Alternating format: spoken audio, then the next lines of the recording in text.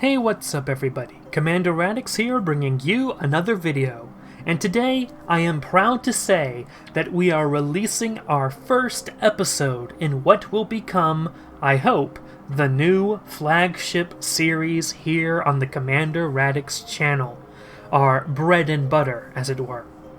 This is the beginning of our series titled History and Lore, where I dive into history and mythology, including events, cultures, nations, individuals, gods, monsters, technology, space, and so on. In short, I cover the lore of the world we live in and the stories we have told each other for generations. As our first episode of History and Lore, I was stumped with where exactly I should begin. What topic gets to take the spot as the first episode in the series? And then, I remembered the oft-repeated phrase that many scholars in the field of ancient history know. History begins at Sumer. While, as you will see, I have my own qualms about that statement, I felt that the Sumerians and their civilization was a fine place to start this series. So, I am happy to present to you Sumeria, the world of words.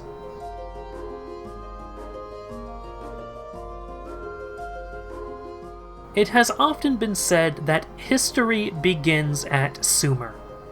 Traditionally, historians have constrained the jurisdiction of history to an arbitrary time frame. A certain number of years has to pass before an event is considered history, for example. On the other end of the timeline, history has traditionally been defined as written history. The invention of the written word, which is usually ascribed to Sumer in around 3500 BCE, is seen as the transitioning mark between history and what is considered prehistory. By now, because of some of the topics I've spoken about before, I'm sure you guys are well aware that my definition of history is much broader. To me, history is anything that happened in the past, from just a moment ago, all the way to, until we can go farther, the Big Bang itself. To me, history is not confined to the 5,523 years of the written record, but rather 13.8 billion years.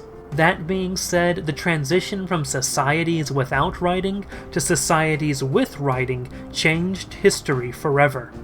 Indeed, there is some debate as to whether or not Egypt developed writing before Sumer, or if some other individual or society developed writing before Sumer. After all, there is much we don't know about humanity, especially before the Younger Dryas period. Still, Sumer obviously plays a large role in the dawn of recorded complex societies, to earn the honor of being labeled where history itself begins. So, to celebrate the first episode of History and Lore, I decided that our first episode we will take a look at this early society that grew around Mesopotamia. The land of Sumer, lying within the fertile Tigris and Euphrates River Valley, was a paradise given to the Sumerians by the gods. Gods who provided everything they needed to construct a civilization. Enki was particularly a major god who played a role in the birth of this kingdom. The Sumerians were ruled by a line of kings appointed by the gods, in the very first king being King Alulim.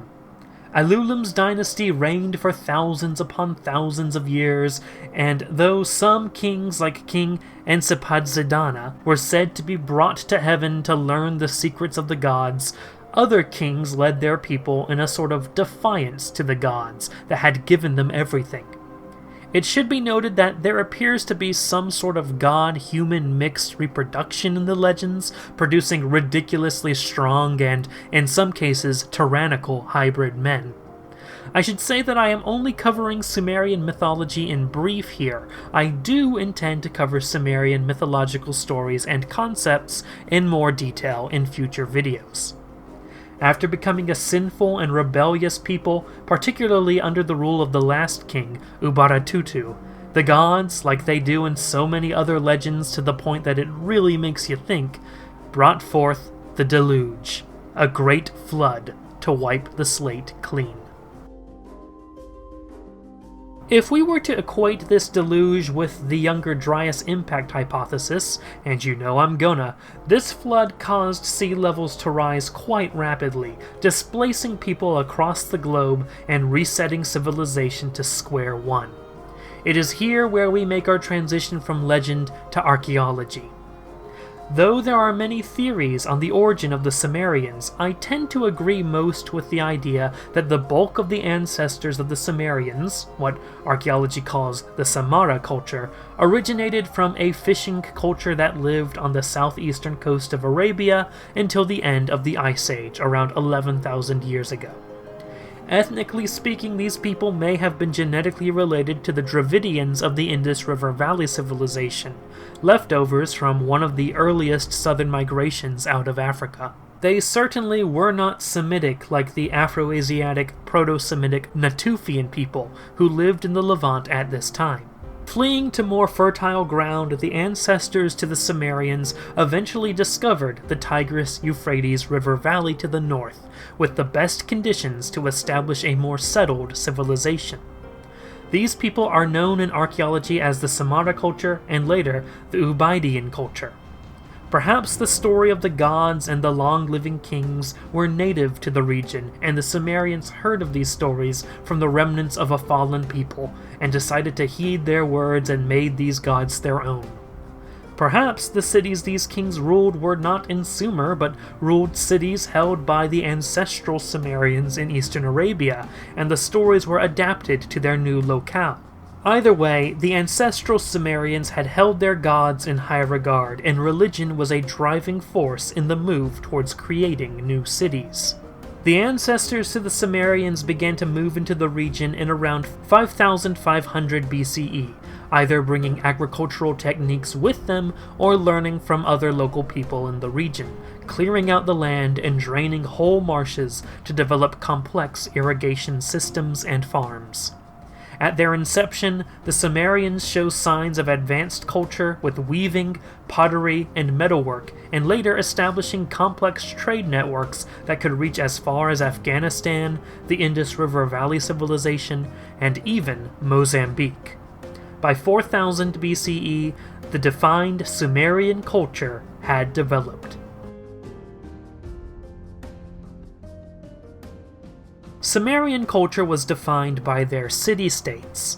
Unlike the Age of Legend, the early Bronze Age Sumerians were not one unified political structure, but independent city-states ruled by a priest or a king. At the center of each city was a temple structure, or ziggurat, to the city's god.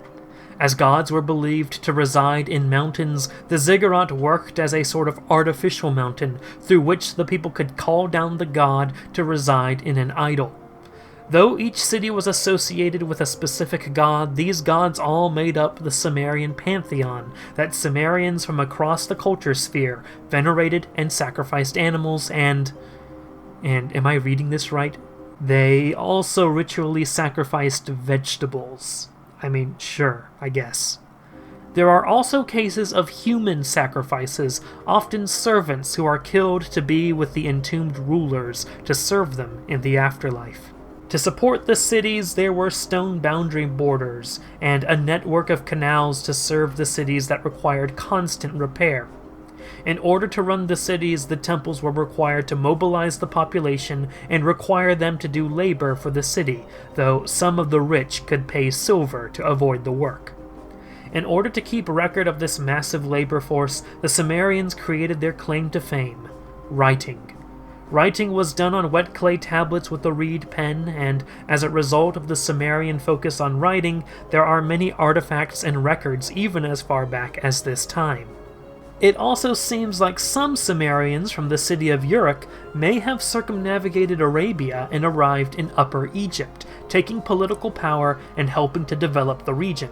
These Sumerian settlers could possibly be the progenitors of the first dynasty of Egypt when the country eventually unified. During this time period, sometimes called the Early Dynastic Period, cities like Ur and Uruk grew in power with great, powerful, and tyrannical kings like the legendary Gilgamesh of Uruk. The Sumerian military was arranged into a phalanx-like formation with spears and daggers and copper helmets and swords. The Sumerians clashed with each other while remaining suspicious of the Semites to their north and the Elamites to their east. The Sumerians and the Elamites often clashed, and, at times, the Elamites controlled Sumerian cities. Each Sumerian city had walls, which ensured that siege warfare was constant in Sumer.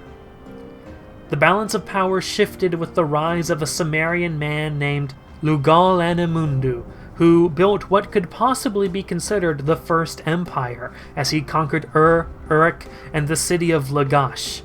Lugal-Anamundu's empire stretched from the Persian Gulf to the Mediterranean Sea, with conquests even in Elam itself, though we know little about this empire. The empire of Lugal-Anamundu did not last long, as the empire fell apart following his death, returning Sumer to a land of infighting city-states. During this time period, a woman tavern keeper named Kugbal overthrew the city-state of Mari and ruled as a notable female ruler who was venerated as a goddess after her death. After Lugal-Anamundu's empire collapsed, the vacuum was eventually filled by Lagash. What was once a minor city in Sumer became a powerhouse as it asserted itself as an independent power, defeating in battle and capturing the king of Umma. Lagash forces expanded even beyond Sumer, forcing Dilmun, a state in Bahrain, to pay tribute. King Eannatum successfully unified Sumer with the conquests of Uruk, Nippur, Akshak, and Larsa, and the short-held territory of Kish. Eannatum also continued conquests into Elam. However, the Lagash Empire didn't exactly bother with running the empire as it did taking the empire. As a result, the empire was constantly in a state of revolt. Eannatum was succeeded by his brother, Enannatum I, under whose reign Umma declared independence with failed attacks on Lagash, until Enannatum I was succeeded by Entemena, who brought Umma to heel once again, and he is said to have brought prestige back to the Lagash Empire. However, following Entemena, the kings of Lagash were said to be weak and corrupt, until the last king, King Urukagina, who created what might be the first legal code. However, Urukagina's reforms did not come in time to save the Lagash Empire. A man named Lugal-Zagessi, the head of Umma, rebelled against the empire and conquered Lagash, Uruk, and in 2358 BCE. The Lagash Empire had fallen, and in its place was Lugal-Zagessi's empire, which expanded from the Persian Gulf to the Mediterranean Sea like Lugal-Anamundu's empire of old. However, while the Sumerians had always seen the Elamites as their greatest foe, the one to deal the final blow to the infighting Sumerians were the Semites, specifically a certain culture known as the Akkadians. Lugal-Zagessi might be the big fish in the sea, but there's always a bigger fish. While Lugal-Anamundu and Lugal-Zagessi's empires would become footnotes in history, Sumer was about to face the might of what would become remembered as the world's first true empire. Sumer was the hip-hop happening place to be. Even with all of the infighting, Sumer's largest city, Uruk, had a population of around 50,000 to 80,000. The whole region may have had 0.8 to 1 million people in a world that was only populated by 27 million people. Not only were there Sumerians present, but migrants from other parts of the world, like Elamites and Semites, had entered the world of Sumer. One such Semite was a man named Sargon, an Akkadian who was working as a cupbearer for the king of the Sumerian city-state of Kish in around 2334 BCE. The cupbearer was a position of great power in Sumerian society, and it was through this position that Sargon was able to engineer a coup and place himself on the throne of Kish, though he culturally associated his new state with Akkad. Swiftly, Sargon expanded his realm into the powerful Akkadian Empire that would be remembered as the first empire in history. Lugal-Zagessi himself was captured in the Battle of Uruk, cementing Sumerian defeat. Sargon was not satisfied with just Sumer, as his campaigns were fought in Elam, the Levant, and, according to some sources, even into southern Anatolia. To ensure loyalty of his empire, unlike the Lagash Empire, Sargon had a policy of moving different populations to different parts of the empire, with a priority given to spreading his fellow Akkadians throughout the empire. As a result of this, Sumer's culture became progressively more and more Akkadian. The Sumerian language became heavily influenced by Akkadian, until Akkadian became the lingua franca of the realm. Ethnically, Akkadians and other Semitic people grew to potentially become the majority of Sumer. As their culture and people died, Sumer rebelled many times against Akkad, but Sumer was crushed each and every time. The Sumerians found themselves united against one common enemy for the first time ever, but they could not defeat the Akkadians. It is said that when Sargon was old and weaker than he was in his prime, the whole empire from the Persian Gulf to northern Mesopotamia took the opportunity to revolt, with every conquered people sending a united army to besiege Akkad. But to the disdain of the conquered, Sargon himself led the battle against the rebellion and crushed his allies. In 2278 BCE, Sargon's son Remush became the emperor of Akkad, and the Sumerians gave it their all to one last rebellion, successfully breaking Sumer away from the Akkadian Empire. But Remush came back with a vengeance, reconquering Sumer with a bloody and genocidal campaign that killed over 100,000 Sumerians. Remush's genocide would spell the end of the once prestigious culture that marked the transition from prehistory to history and had given the Near East the art of writing. As a conquered people, Sumer was subject to Akkad's heavily planned economy that took wealth away from the people. The Akkadian language replaced Sumerian in common affairs. Sumerian kings kneeled before the Akkadian throne and found themselves enslaved. In the known world, there was only Akkad, an empire that subjugated its people. When Emperor Naram-Sin destroyed a Sumerian temple, however, the oracles reveal that the gods no longer were giving support to Akkad. Naram-Sin brought about the curse of Akkad, and things were about to change. And so, in around 2154 BCE, the Akkadian Empire found itself under attack on all fronts. To the west, a massive drought had forced nomadic Western Semitic people known as the Amorites, biblically referred to as Nephilim, to crash into the Akkadian Empire's borders. To the east, a barbarian people known as the Gutians, the supposed ancestors of the Kurds, crossed the Zagros Mountains and stormed Mesopotamia.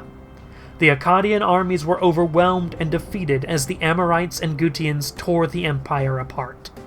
Taking advantage of the chaos, Lagash took the opportunity to declare independence and reassert itself as its own power. Thanks to the curse of Akkad, the Akkadian Empire fell. So began what was known in Sumer as the Sumerian Dark Ages, a time of struggle. While Lagash maintained independence, it struggled with its dual Akkadian-Sumerian identity. The remainder of Sumer found itself under the yoke of the Gutians, a people who cared little for making their own state and enjoyed chaos and raiding more so than border patrol and taxation. Poor farming practices during the transition out of Akkad's economy resulted in mass famine, and the price of grain went through the roof. Starvation was everywhere. The Sumerian Dark Ages would not last forever, as Utuhegal of Uruk assembled a combined Sumerian army to rebel against the Gutians, eventually driving them out and reasserting Sumerian independence. Utuhegal looked upon Sumer as a new day dawned, only to be defeated by Ur-Nammu of Ur. Okay, yeah, the Sumerians can't get along with each other, but that doesn't matter anymore. Sumeria is free. The Gutians and the Akkadians are gone. Except, the Akkadians are kinda not gone. Akkadians and Semites are everywhere. Sumerians as an ethnic group barely exist. Ur, ruling over Sumer, attempts to revive Sumerian culture. The Neo-Sumerian Empire encouraged Sumerian language and culture, but the fact of the matter is this Neo-Sumerian Empire was not a revival of Sumer, but was rather the last days of the Sumerians. The Akkadian language remained the lingua franca even though Sumerian was the official language. Sumerian identity itself was in decline. And finally, despite all its efforts, the Neo-Sumerian Empire fell in around 2004 to 1940 BCE, thanks to a final invasion by Elam.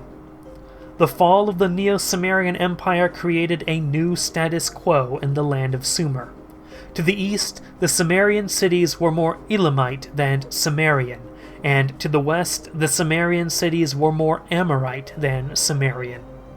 The early Bronze Age had come to an end, and the Middle Bronze Age had begun, as the Semites and Elamites fought for control of the Tigris and Euphrates River Valley, until, eventually, a Semite statesman named Hammurabi would take control over the city of Babylon, and from there he would build a new empire in Sumeria, though it was no longer Sumerian in identity. The first Babylonian empire would be a Semitic empire for a Semitic river valley. The Sumerians, a people who possibly ran from flooding of their original homeland to make a new home in the Fertile Crescent. A people who introduced writing and changed the field of history forever. Although other people would invent writing on their own, and Egypt might have invented writing before them. A people who fought amongst themselves more than against their true enemies. A people of heroes and legends of questionable moral character. And just as they were figuring out how to make empires themselves, a man from the inside tore everything down and spelled the end of Sumerian civilization.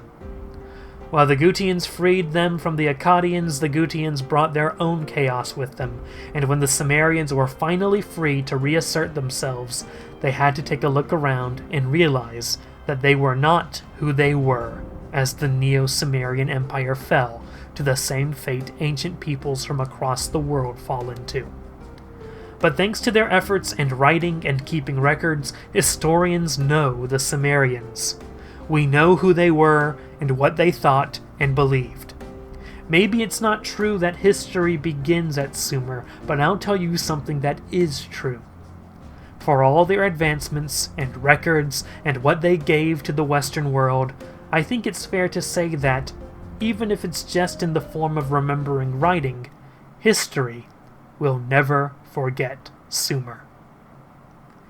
And that's going to wrap up today's episode on Sumer. I hope you enjoyed. Consider subscribing if you have not yet for more videos on history and lore, and check out my social media like Twitter and Discord that can be found in the description.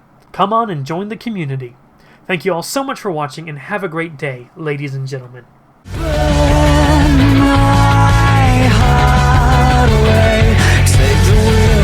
Take control and take my body.